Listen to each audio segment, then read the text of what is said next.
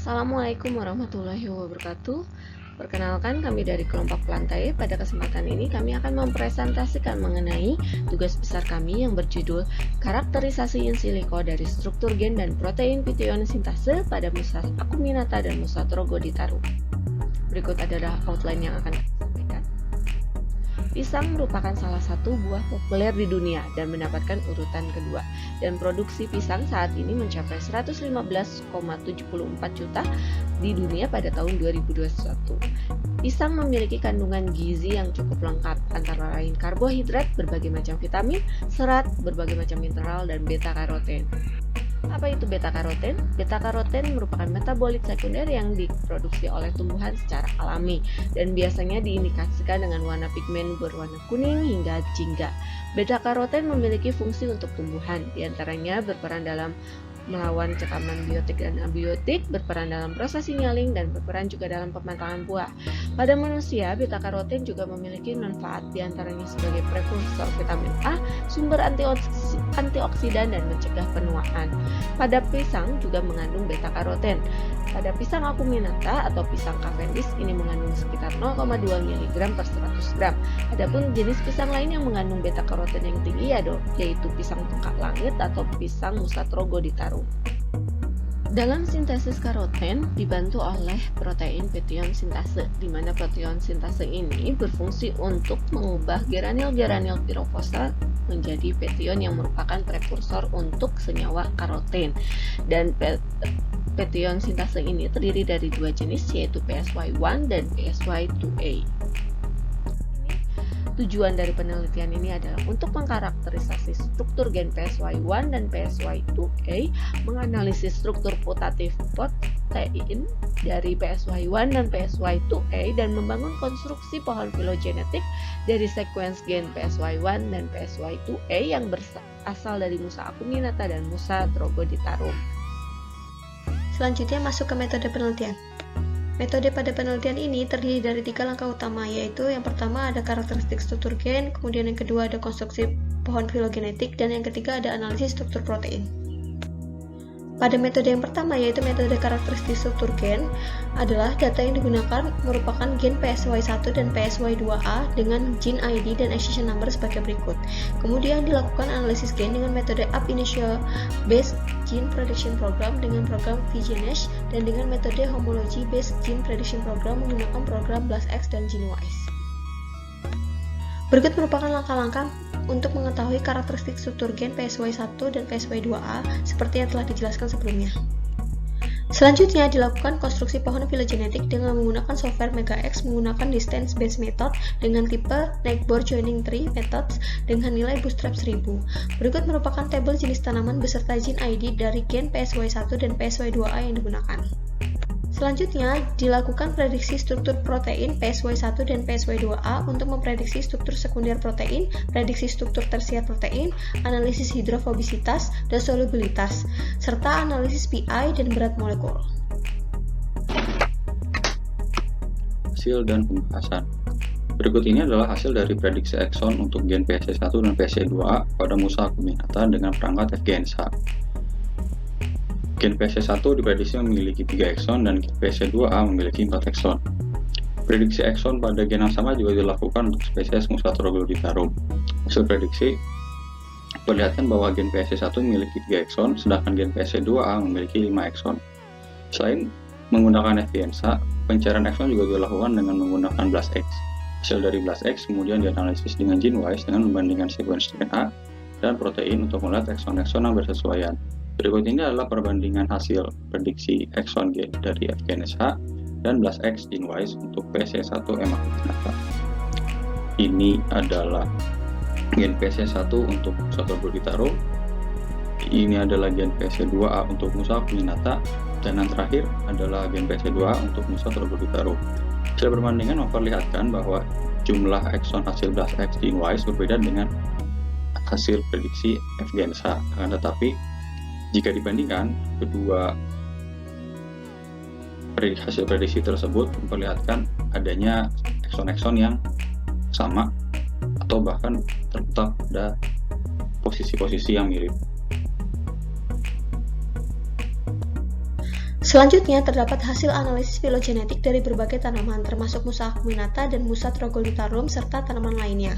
Presentasi dari replicatrix, di mana taksa terkait dikelompokkan bersama dalam pengujian bootstrap, atau di sini yang digunakan merupakan bootstrap 1000 replicate, ditampilkan di sebelah cabang. Semakin tinggi nilai bootstrap, maka akan semakin bagus nilai kepercayaan pada posisi tersebut.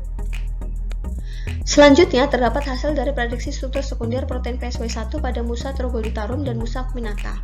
Terlihat terdapat struktur alpha helix dan strand disertai dengan struktur lainnya. Pada Musa acuminata, struktur berbentuk strand atau beta sheet lebih banyak ditemukan jika dibandingkan dengan Musa troglodytarum. Terdapat juga data residu yang terkubur dan terekspos yang menggambarkan sejauh mana residu terkubur atau terekspos dalam ruang struktur protein. Komposisi asam amino dari protein PSY1, Musa acuminata, dan troglodytarum sama, yaitu dengan panjang sekuens asam amino sebesar 430, jumlah align protein sebesar 45, dan jumlah match dengan struktur PDB sebanyak 11. Selanjutnya, terdapat hasil dari prediksi struktur sekunder protein PSY2A pada Musa troglodytarum dan Musa acuminata. Seperti sebelumnya, terdapat struktur alpha helix dan strand disertai dengan struktur lainnya. Terdapat juga data residu yang terkubur dan terekspos yang menggambarkan sejauh mana residu terkubur atau terekspos dalam ruang struktur protein. Berbeda dengan sebelumnya, komposisi asam amino dari Musa acuminata dan troglodytarum protein PSY2A berbeda, yaitu pada Musa troglodytarum sepanjang 394 dan sedangkan pada Musa acuminata memiliki panjang sekuens sebesar 397. Struktur tersier protein PSY1 pada Musa troglodytarum memiliki template sebagai berikut dengan sequence identity sebesar 28,78%. Nilai GMQE dan QME sebesar 0,50 dan 0,69 yang mengindikasikan kecocokan yang cukup baik. Protein ini juga memiliki ligan MD. Protein PSY1 pada Musa acuminata juga memiliki hasil yang mirip dengan sebelumnya, dengan template yang sama dan dengan nilai sequence identity sebesar 28,57%. Berikut merupakan hasil struktur tersier protein PSY2A dari Musa troglodytarum. Berdasarkan analisis Swiss modeling, didapatkan template 5IE1A dengan sequence identity sekitar 27,76%. Adapun nilai GMKE dan Kmin yaitu sekitar 0,54 dan 0,7 yang menunjukkan kecocokan yang cukup baik untuk protein template dengan query yang dimasukkan. Adapun ligan yang dapat digunakan adalah magnesium. Hasil yang sama juga ditunjukkan untuk struktur tersier protein PSY2A dari Musa acuminata. Berdasarkan analisis hidrofobisitas, pola peak yang ditunjukkan pada PSY1 yang berasal dari Musa acuminata ini menunjukkan pola peak yang mirip dengan PSY1 yang berasal dari Musa troglodytarum. Adapun protein PSY2A juga memiliki pola peak yang mirip antara PSY2A yang berasal dari Musa acuminata dengan PSY2A yang berasal dari Musa troglodytarum. Adapun untuk sifat solubilitas dan pI, untuk keempat protein ini, PSY1 yang berasal dari Musa acuminata memiliki sifat solubilitas nilai titik pI serta berat molekul yang tidak berbeda jauh dengan PSY1 yang berasal dari Musa troglodytarum. Serta PSY2A yang berasal dari Musa acuminata juga memiliki kemiripan sifat dengan solubilitas nilai titik pI serta berat molekul yang tidak berbeda jauh dengan Musa troglodytarum.